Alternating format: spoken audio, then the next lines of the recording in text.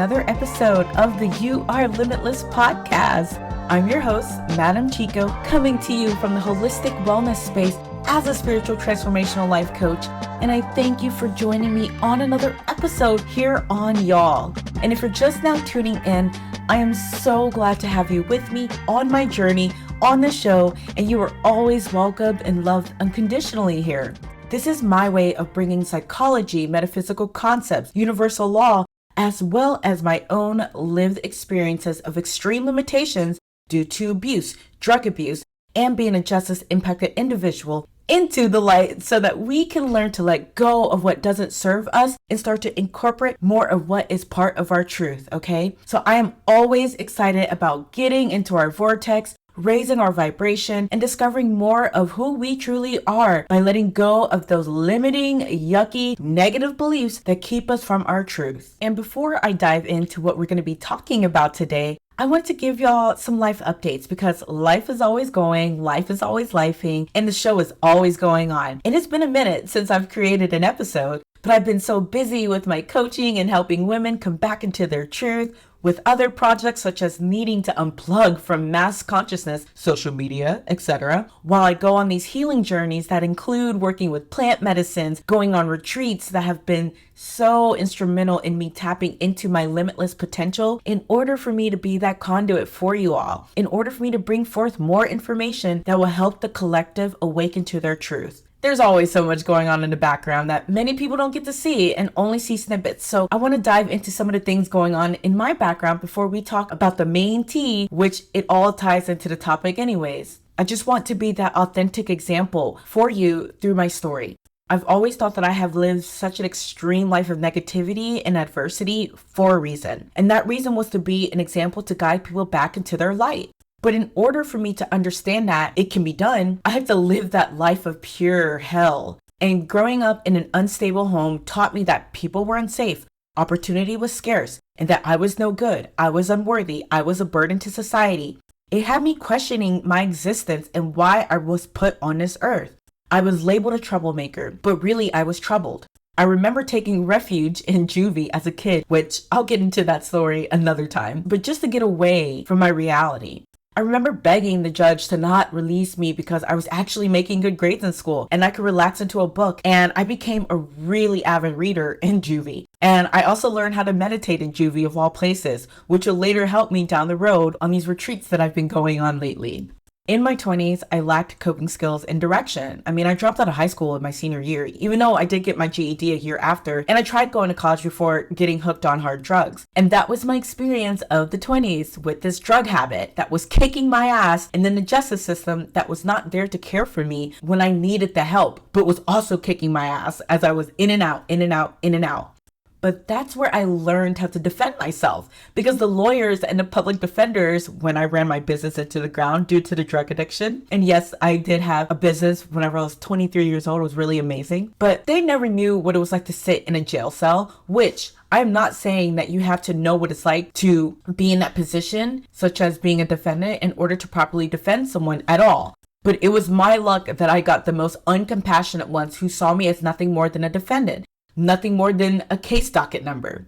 I would go to court and I was offered like 5 years on a drug charge, and my attorney would tell me to take it because that was the deal. But because I had been studying law as a jailhouse lawyer to know to not take such a shitty deal right off the bat, I knew that I could get my case down to a deferred probation, and I did. And that told me I had a gift, okay? And that's when I started coaching women in jail systems on their cases and their life in general, which is my first experience of coaching, because I initially just was so overwhelmed with the negative energy that are in such dark places, such as jail, such as prison, which I've never been to prison, but just with my experience with the jail system, I can only imagine how toxic of an environment prisons are.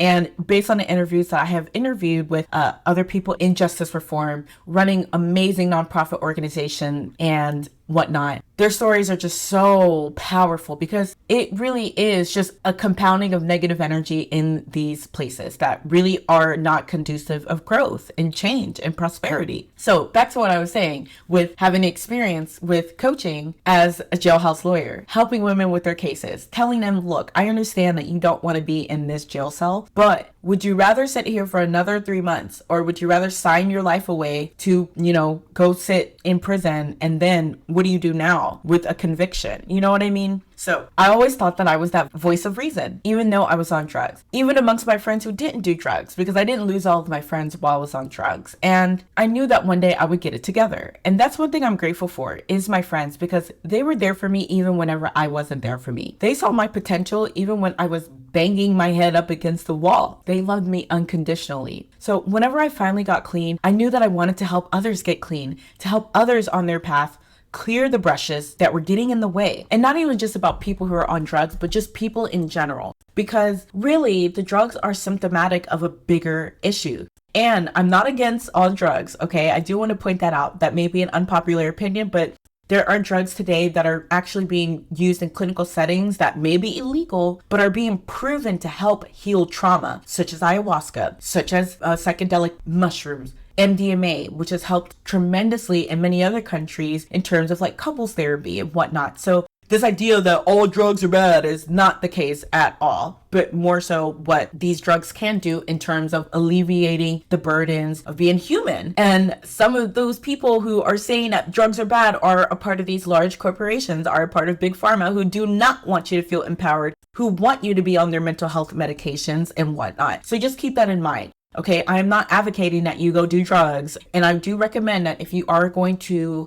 dabble in psychedelics, to consult with your doctors first before you go on that journey. So let me just put that out there.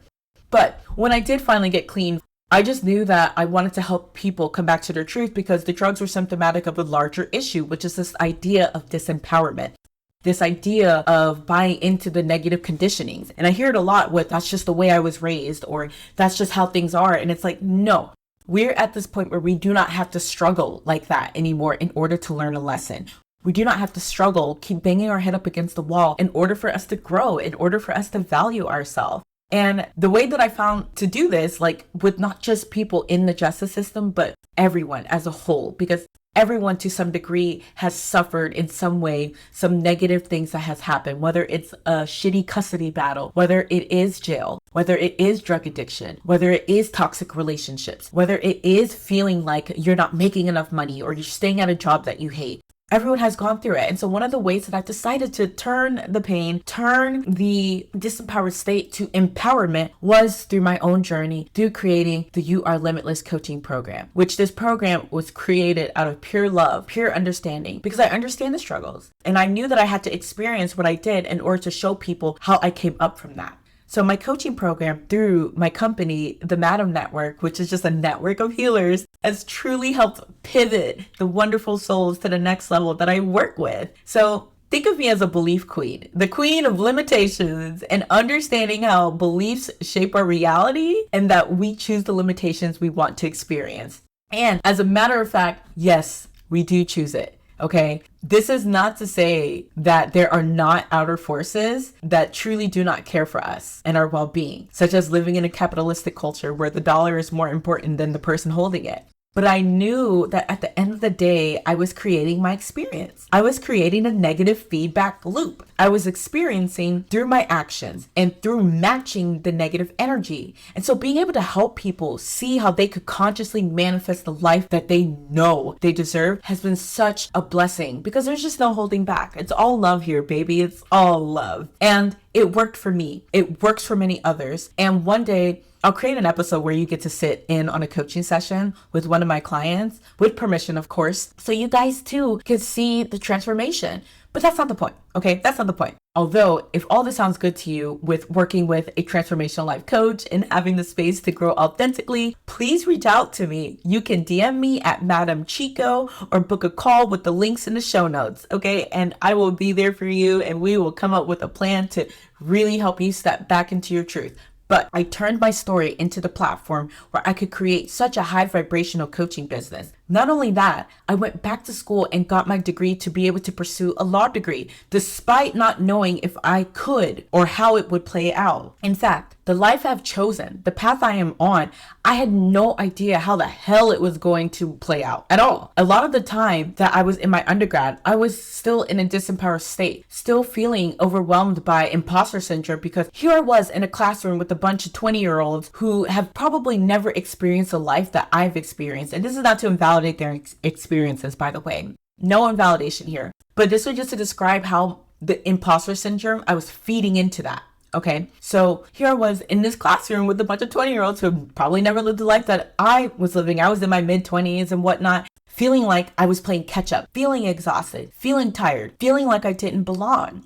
Now, luckily, I had amazing guides, teachers, therapists, coaches, and more who would help me shut that shit down, shut down the self-doubt. But nevertheless, even with the self-doubt, I still kept going. I still kept pushing. And today, I am so happy to tell you guys that I have been accepted into Texas Tech University School of Law, here to study law, here to help those in the justice system back into their truth so that they can stop banging their heads up against the wall, here to help corporations and anyone live the life they deserve. I did it. I fucking did it.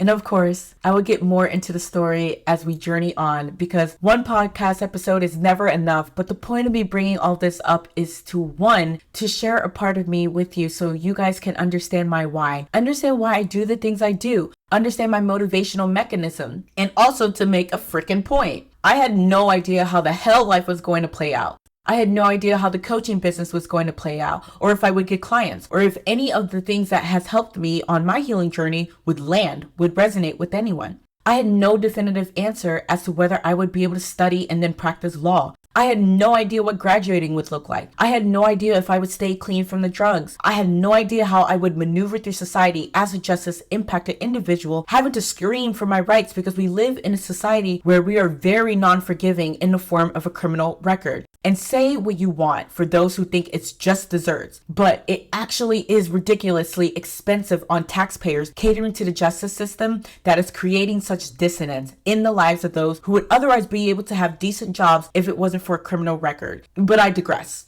I had no idea how things would turn out, and yet I continue to take action. Regardless, I took small actions in many directions. Some directions did not pan out, but it took me somewhere as opposed to not taking action because I thought I had to figure it all out. And that's what we're going to talk about today, because I know you probably have dealt with this at some point in your life. And that is the concept of having to figure it all out, figure life out, like having to have it all figured out or you don't move. And the problem is that the human brain doesn't know how things are going to work out. It's not supposed to, okay? Have you noticed that even when you plan things out accordingly, it still looks different from how you imagined it? Have you ever planned out a vacation and had everything planned out to a T, and yet it still looked different from when you actually did the things on your to-do list? That's because you aren't meant to know how things are going to pan out. The human brain is not meant to know. The ego does not know how things are going to happen. But when we think we have to stick to this rigid outcome of how things should be, we can actually stop ourselves altogether in terms of taking action. And then it spawns all kinds of mental ailments such as procrastination, functional freeze, and can lead into depression and anxiety and feeling like you don't have a purpose. When you insist on the brain, on our ego, having to have all the answers instead of relying on intuition, inner wisdom, the higher mind, and other higher guides to bring you the answers in a way that is much more potent than you could have ever imagined, you create the idea of stagnation.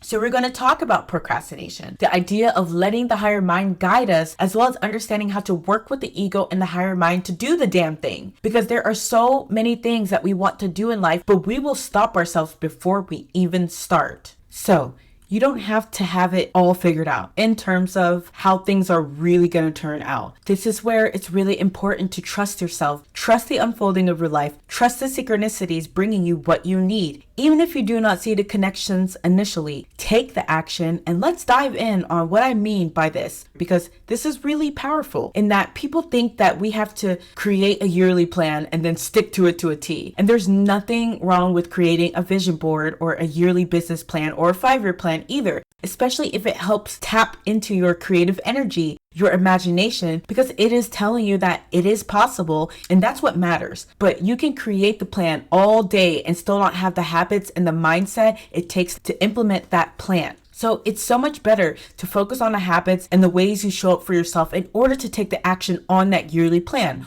or that monthly plan. And I've done this before, and I utilize vision boards and what have you, and I think they're great, okay? Not in a sense of if you're using it to disempower yourself and feeling like, oh, well, if I don't finish everything on this vision board, then I'm a failure. No, but like I said, habits, okay? Because it is the habits and how you show up for yourself that's really going to make that difference. So when I mean habits, I mean that you are taking time to nurture your body, mind, and spirit, because it's not just about the stuff. It's not about what is going on out there, believe it or not. And I think in Western society, we are all about do, rather than simply be, and doing from that state of being, that higher state of consciousness, which is going to bring you more than a human mind could have ever imagined. So the mind, body, spirit can get highly neglected when you become goal-oriented only, or become consumed into doing rather than being present. And I felt this at first with the dream of wanting to practice law,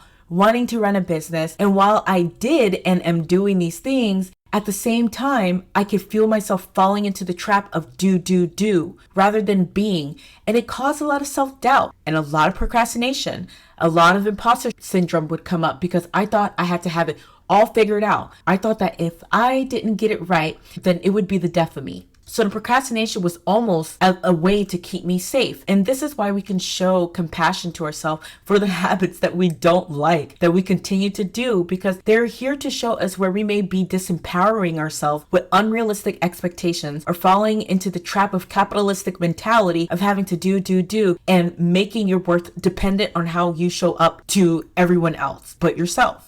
But I noticed that once I let go of the outcomes of how things should be, and once I started to incorporate the positive self-talk that included showing up for myself with love, even in the midst of confusion, even in the midst of not knowing what was going to happen next. And whenever I showed up with the habits that I incorporated, such as eating healthy, working out, meditating daily, I was able to regulate my nervous system, which this doesn't get talked about in capitalism, this idea of regulating your nervous system, except for in the form of drinking and drugs and relying on SSRIs or any other mental health medication, which I see its place. This is not to invalidate it, but it becomes this reliant on these external remedies that are not really holistic, okay? They're not conducive with spiritual, personal growth. And they're really just trying to keep our head above water in that capitalistic mentality of having to do, and having to show up in all these ways except for showing up for yourself.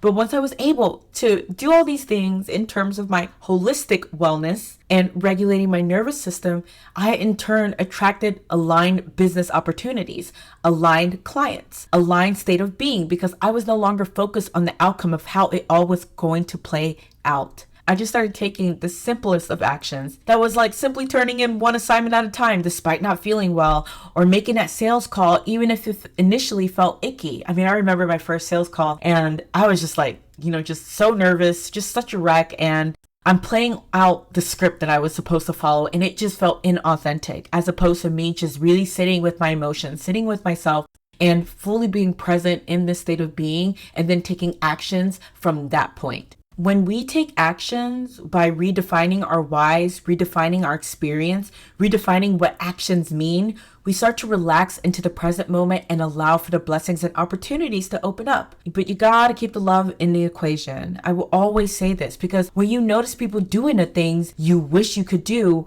but feel like you can't, you gotta stop and explore why you believe in this disempowered state of not being able to. You have to remember that everyone is just doing their best, and everyone's best looks vastly different from the next. And also, People show you only what they want you to see. So keep that in mind, because being vulnerable and airing out laundry is not something that we do unless to prove a point or unless someone else is doing it for us. You know what I mean? So another reason why procrastination can happen, which there are many, but it is this idea of feeling like you don't measure up, you are not good enough. And again, it's just more of that disempowered negative self-talk that gets confirmed through the biases, which is why it's important to start changing the narrative we tell ourselves. And I had to do this too as a business owner and as a law school student, and in general when I got clean from the drugs and experienced my spiritual awakening. I mean, once you notice the absolute bullshit you tell yourself on a daily, like you're just eating that shit up for breakfast, lunch, and dinner, you can start to change the ingredients of the meals or change the meal altogether. But it starts with you. It starts with you believing in yourself enough in order to move in a direction, even if it feels uncomfortable. You don't like waking up early and working out? Okay, try waking up on some days and doing some yoga or stretching and notice how good that feels, and tell yourself you will try again. But it's those little actions that create the big picture. And like I said, people only show you what they want you to see. So you aren't seeing the little actions being taken here and there, but more of the quote end results. Don't give your power to them. Funnel your energy back to you. You are worth it. You are worth it. And that's how you start to take action bit by bit. It doesn't have to be dramatic. It doesn't have to be an all or nothing mentality, because an all or nothing mentality is another reason why procrastination happens, and it will stop you before you even start. Don't get caught up in a comparison game. Don't get caught up in thinking that you're not good enough. Don't get caught up in that all or nothing mentality, because then there's no room for taking little actions. You either got to go hard or go home. You either got to go hard or go not at all. And that is where you're letting that negative ego run the show. Okay. And then watch how you talk to yourself, because that can dictate how you show up for yourself, if you show up for yourself at all. And remember, guys, that change is not something that happens overnight, but you can get the ball rolling at any time by the choices you make. And being conscious, deliberate creators by not being on autopilot can pivot you to the next level. And I'm speaking from my own experience as a conscious manifester of my life, despite the odds working against me. I have had many things work against me, and yet I decided to take actions anyways, because I did not let those things dictate my goals, my dreams, my state of being. No. Okay. So it's really important to stay sovereign in your identity. Stay sovereign in your being. And we can talk about identity as well, because on a spiritual healing journey, there is a sense of losing the old self in order to create the new. And that can be a little bit terrifying if you don't have a solid foundation to be able to do that on. And that's also part of the reason why this podcast exists, is to give you guys that solid foundation to validate where you're at and also where you're going. And, it's really important, again, to just know that you can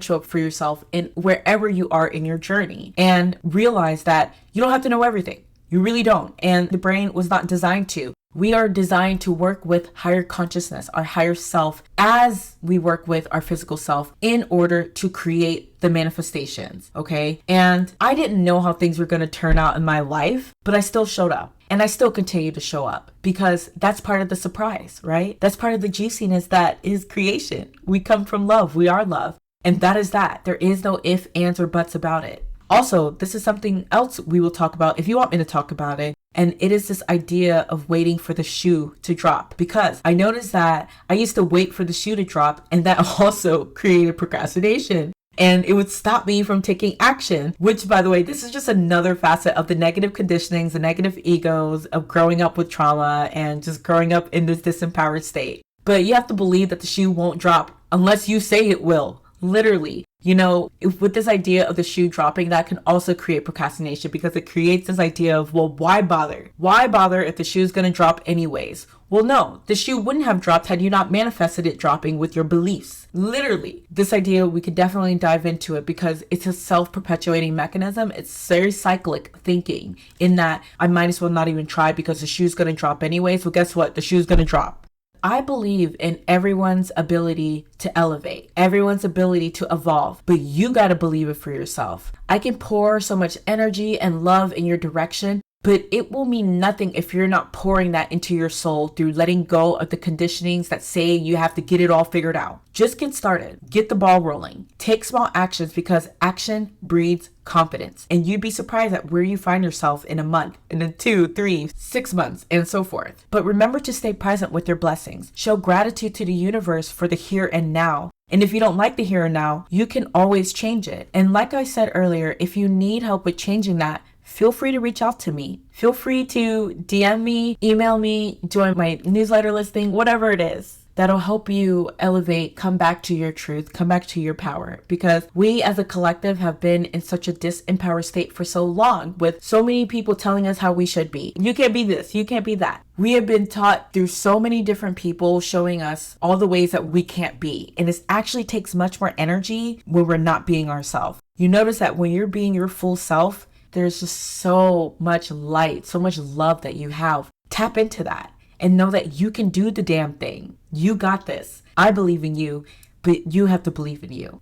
So it is always amazing getting into alignment with you guys. And I'm so grateful for having y'all here with me, wanting to be more of yourself, wanting to step out of the illusion of mass consciousness in order to embody more of your power that isn't earned, but is truly ours. Let me know what you thought of this episode. And if you have any tips on defeating procrastination tendencies or taking actions, please share. I would love to hear all about it. Here in the future, I will be starting an online group that is geared towards more of my teachings on empowerment for women and how to let go of the negative conditionings. So if you would like to be a part of the group that I will be creating, please reach out, subscribe to my newsletters with the link in the show notes. You can access it on my website at themadamnetwork.org, which the Madam Network is just a network full of healers. If you're wanting to collaborate with me as a healer, also reach out. I'm always open to collaborating with my fellow healers because we all have a vision of just wanting to help people step back into their truth. So remember, guys,